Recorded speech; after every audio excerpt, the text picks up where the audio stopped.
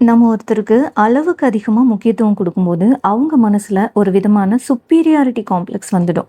அதாவது, இவன் இல்லாட்டி இவ. நம்மள விட கம்மி தான். நாம என்ன சொன்னாலும் இவங்க கேட்பாங்க அப்படின்ற எண்ணம் தானாவே வந்துடும். நீங்க அவங்களுக்காக மெசேஜ் மேல மெசேஜ் பண்ணும்போது, அவங்களுக்கு அது அன்பா தெரியாது. அது ஒரு தொல்லையா தெரிய ஆரம்பிக்கும். நீங்க அவங்களுக்காக நேரத்த ஒதுக்கிட்டு காத்துட்டு இருக்கும்போது, அவங்களுக்கு உங்க நேரம் ரொம்பவே மலிவா தெரியும். அதாவது அவங்க ரொம்ப சீப்பா யோசிக்க ஆரம்பிப்பாங்க. இதுதான் வேல்யூ சைக்கிள். நீங்க உங்களோட வளர்ச்சிய பார்க்காம அவங்க பின்னாடியே ஓடிக்கிட்டு இருந்தீங்கன்னா, அவங்களுக்கு உங்க மேல இருக்கிற மரியாதை தானாவே குறையும். அதனால தான் சொல்றேன், உங்களோட வாழ்க்கையில ஒரு லட்சியத்த வச்சுக்கோங்க. நீங்க ஜெயிக்க ஆரம்பிச்சீங்கன்னா, உங்கள அலட்சியப்படுத்துனவங்க எல்லாம் வரிசையில வந்து நிப்பாங்க. இப்போ நாம பேசிட்டு இருக்க விஷயம் ஒருவேளை உங்களோட மனச ரணமாக்கலாம். ஆனா, இதுதான் உங்களோட வாழ்க்கைய மாத்தப் போற உண்மை. ஏன் நான் இவ்ளோ அன்பு காட்டியும் எனக்கு மரியாதையே கிடைக்கல. நான் அவங்களுக்காக எல்லாத்தையும் விட்டு குடுத்தேன். ஆனா, கடைசில எனக்கு என்ன கிடைச்சது? இந்த கேள்விகள் உங்களோட மனசுல ஓடிக்கிட்டே இருக்கு இல்லைங்களா? நீங்க எவ்ளோ கேர் பண்ணினாலும், அந்த பக்கம் இருந்து ஒரு அலட்சியம் மட்டும் தான் பதிலா வருது. உங்கள ஒரு ஆப்ஷனா மட்டும் அவங்க பயன்படுத்துற மாதிரி உங்களுக்கு தோணுதா? இது உங்க கதையா இருந்தா, இந்த வீடியோவ தயவு செஞ்சு முழுசா பாருங்க. ஏன்னா, அன்பு கொடுக்கிறது தப்பு கிடையாது. ஆனா, உங்கள நீங்களே அழிச்சுக்கிட்டு கொடுக்குற அன்பு இருக்கு இல்லையா? அது உங்கள மட்டும் கிடையாது. உங்களோட வாழ்க்கையே சிதைச்சிடும். இன்னைக்கு நாம அந்த கசப்பான உண்மைய தான் உடைக்க போறோம். வெல்கம்ஸ் டு ஷி பிரீத்ஸ் பிரே. இந்த தகவல் உங்களுக்கு பயனுள்ளதா இருந்தா, நம்மளோட ஷி பிரீத்ஸ் பிரே சேனல சப்ஸ்கிரைப் பண்ணிக்கோங்க. கூடவே இருக்க பெல் ஐகானையும் கிளிக் பண்ணிக்கோங்க. நாம ஏன் மத்தவங்க மேல இவ்ளோ அன்பு குடுக்குறோம் தெரியுமா? நம்மளோட இயல்பே என்னன்னா, நாம ஒருத்தர நேசிச்சா, அவங்கள எந்த காலத்திலயும் இழந்துடக்கூடாதுன்னு நினைப்போம். அந்த இழப்பு மேல இருக்கிற பயம் தான் நம்மள அதிகமா அன்பு காட்ட வைக்குது. நாம என்ன நினைக்கிறோம்னா, அதிகமா அட்ஜஸ்ட் பண்ணா அவங்களுக்கு நம்மள பிடிக்கும்.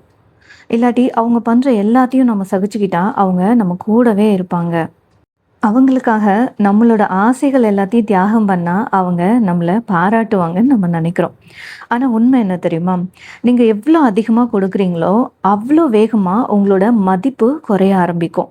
ஏன்னா, இங்க இங்க அளவு தாண்டினா அமிர்தமும் நஞ்சு தான். உங்களோட அன்பு அவங்களுக்கு ஒரு பலுவா மாற ஆரம்பிக்கும். அதாவது அவங்களுக்கு ரொம்ப டிஸ்டர்பன்ஸா இருக்க ஆரம்பிக்கும். இல்லாட்டி ஒரு சாதாரண விஷயமா மாறி போயிடும். ஒரு சின்ன உதாரணம் சொல்றேன். நீங்க எப்பவும் ஒரு கடைக்கு போறீங்க. அங்க ஒரு பொருள் எப்பவும் கிடைச்சுக்கிட்டே இருக்குன்னா, அதோட மதிப்பு உங்களுக்கு தெரியாது. ஆனா, அதே பொருள் எப்பவாது தான் கிடைக்கும் அப்படின்னு வச்சுக்கோங்களேன். அத நீங்க தேடி போய் வாங்குவீங்க.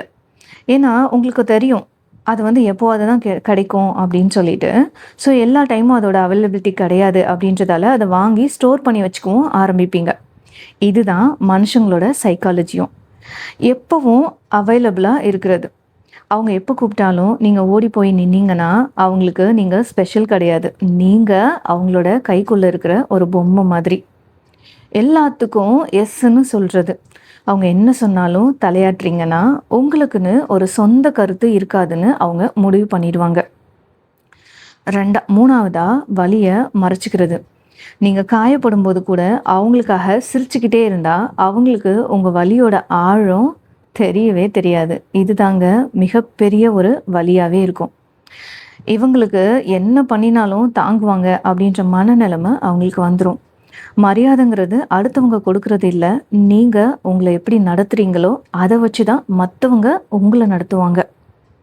இன்னைக்கு இருக்கிற பெரிய தப்பு என்ன தெரியுமா? காதலும், சுயமரியாதையும் எதிர் எதிர் துருவங்கள்னு நெனைக்கிறோம். லவ் பண்ணா ஈகோ இருக்கக்கூடாதுன்னு சொல்லி நம்மளோட சுயமரியாதைய அடகு வச்சுர்றோம். அவங்களுக்காக உங்களோட நேரத்த விடுறீங்க. அவங்களுக்காக உங்களோட சந்தோஷத்த விட்டு குடுக்குறீங்க. கடைசியில உங்களோட அடையாளத்தையே, உங்களோட ஐடென்டிட்டியே அவங்களுக்காக அழிச்சுக்கிறீங்க. இதெல்லாம் பண்ணிட்டு, "என்னை யாரும் மதிக்கவே மாட்டேங்கிறாங்க" அப்படின்னு கதறி கதறி அழுறதுல என்ன நியாயம் இருக்கு? நீங்களே சொல்லுங்க. உங்கள நீங்களே மதிக்காதப்போ, உங்கள நீங்களே நேசிக்காதப்போ, இன்னொருத்தர் எப்படி உங்கள மதிப்பாங்க? அன்புல விட்டு குடுக்கலாம். ஆனா, விட்டு போகக்கூடாது. உங்களோட தன்மானம் விட்டு போகக்கூடாது. ஒரு கசப்பான உண்மைய உங்ககிட்ட நான் சொல்றேன். தயவு செஞ்சு இத அப்படியே ஏத்துக்கோங்க. இது உங்க மேல இருக்கிற ஈர்ப்ப அப்படியே கொன்னுடும். அதாவது டூ மச்சா நீங்க அவைலபிளா இருந்தீங்கன்னா, இந்த விஷயம் உங்க மேல இருக்கிற அந்த அட்ராக்ஷன அப்படியே கொன்னு போட்டுடும். அதே மாதிரி அதிகமான அக்கறை, டூ மச்சான கேர் அண்ட் லவ் ஒருத்தவங்களுக்கு நீங்க குடுக்குறீங்கன்னா, இதுவுமே அவங்களுக்கு உங்க மேல இருக்கிற ஆர்வத்த, அந்த கியூரியாசிட்டிய குறைச்சிடும். 3வதா ரொம்பவே தியாகம் பண்ணக்கூடாது எந்த இடத்துலயும். டூ மச் ஆஃப் சாக்ரிஃபைஸ் வந்து இருந்துச்சுன்னா, இது உங்களோட மதிப்ப, உங்களோட வேல்யூ இருக்கு இல்லையா? அத சுத்தமா டோட்டலா காலி பண்ணிடும். நீங்க அதிகமா கொடுக்க கொடுக்க அவங்களுக்கு அது நார்மல் ஆகிடும். இவ இப்படிதான்னு ஒரு முடிவுக்கு வந்துடுவாங்க. உங்களோட அன்பு அவங்களுக்கு ஒரு கிஃப்ட் மாதிரி இருக்கணுமே தவிர, டெய்லி வர நியூஸ் பேப்பர் மாதிரி இருக்கக்கூடாது. சரி, இத எப்படி தான் பேலன்ஸ் பண்றது? அப்படின்னு கேட்குறீங்க இல்லையா? அப்போ அன்பு காட்டக்கூடாதான்னு கேட்காதீங்க. காட்டுங்க, ஆனா பேலன்ஸ் பண்ணுங்க. உங்களுக்குள்ள ஒரு பவுண்டரிஸ வந்து செட் பண்ணிக்கோங்க. இது எனக்கு ஓகே இல்ல. இந்த பேச்சு என்ன காயப்படுத்துதுன்னு முகத்துக்கு நேரா சொல்ல கத்துக்கோங்க. 2வதா நோ சொல்ல பழகிக்கோங்க. சில இடங்கள்ல நீங்க சொல்ற நோ இருக்கு இல்லையா? இல்ல, என்னால முடியாது அப்படின்னு. இதுதான் உங்களோட மதிப்ப அதிகமாக்கும். உங்களுக்கு வேலை இருக்கும்போது உங்களோட நேரத்த மதிக்க கத்துக்கோங்க. 3வதா பிரையாரிட்டைஸ் செல்ஃப். உங்களுக்கு நீங்க முன்னுரிமை கொடுக்க ஆரம்பிங்க. உங்கள நீங்க கவனிச்சுக்கோங்க. உங்களோட ஹாபீஸு, உங்களோட ஃப்ரெண்ட்ஸு, உங்களோட கரியர் இதில கவனம் செலுத்துங்க. உங்கள நீங்க பிஸியா வச்சுக்கிட்டாலே மத்தவங்க உங்கள தேடி வருவாங்க. 4வதா சைலண்ட் தான் இந்த உலகத்திலே மிகப்பெரிய பவர். எல்லாத்துக்கும் ரியாக்ட் பண்ணாதீங்க. சத்தம் போட்டு சண்டை போடுறத விட சில இடங்கள்ல அமைதியா விலகி வர்றது பெரிய மாற்றத்த உண்டாக்கும். ஸோ அப்போ சைலண்ட்டாக இருக்க பழகிக்கோங்க. மௌனம் தான் இந்த உலகத்திலே ரொம்பவே வலிமை வாய்ந்தது அப்படின்றத புரிஞ்சுக்கோங்க. இந்த வீடியோவை பார்த்துட்ருக்க நீங்கள் ரொம்பவே நல்லவங்க. அதனால தான் இவ்வளோ வலியை சுமந்துக்கிட்டு இருக்கீங்க. ஆனால் ஒன்று மட்டும் புரிஞ்சுக்கோங்க, நல்லவங்களா இருக்கலாம், ஆனால் முட்டாளாக இருக்கக்கூடாது. அன்பு கொடுக்கலாம், ஆனால் நம்மளையே நம்ம இழந்துடக்கூடாது. தப்பான ஆளுங்க கிட்ட நீங்க காட்டப் போற அந்த அதிகப்படியான அன்பு இருக்கு இல்லையா? அது உங்கள ஒரு பிச்சைக்காரனா இல்ல பிச்சைக்காரியா தான் மாத்தும். ஆனா சரியான நபர்கிட்ட நீங்க காட்டுற அன்பு இருக்கு இல்லையா? அது உங்கள ஒரு ராஜாவாவோ இல்ல ஒரு ராணியாவோ மாத்தி ஒரு சிம்மாசனத்துல உட்கார வைக்கும். நெறைய பேரு கன்ஃப்யூஸ் ஆகுற இடம் இதுதான். அன்புனா உதவி பண்றது தானே அப்படின்னு கேட்பீங்க. உதவி பண்ணலாம். ஆனா அந்த உதவி உங்கள அடிமை ஆக்கக்கூடாது. உதாரணத்துக்கு அவங்களுக்கு ஒரு கஷ்டம்னா நீங்க ஓடி போய் நிக்கிறீங்க. ஆனா உங்களுக்கு ஒரு கஷ்டம் வரும்போது அவங்க ஒரு சின்ன ஆறுதல் கூட சொல்லலைன்னா அந்த இடத்துல இருக்கிறது அன்பு கிடையாது. அது ஒரு ஒற்றை வழிப்பாதை, ஒன் வே ரோடு மாதிரி. ஒரு கட்டத்துக்கு அப்புறம் நீங்க உதவி பண்றது அவங்களுக்கு கடமையா தோண ஆரம்பிக்கும். ஒரு நாள் நீங்க உதவி பண்ணலைன்னா கூட இன்னைக்கு ஏன் பண்ணலைன்னு கோவிச்சுப்பாங்க. அந்த நிலைமைக்கு உங்களோட அன்பை கொண்டு போயிடாதீங்க தயவு செஞ்சு. இல்ல, இப்ப இதுக்கு வந்து பிரிஞ்சு போறது தான் தீர்வா? அப்படின்னு மாரி நெறைய பேர் கேட்பீங்க. பல பேர் கேட்பீங்க.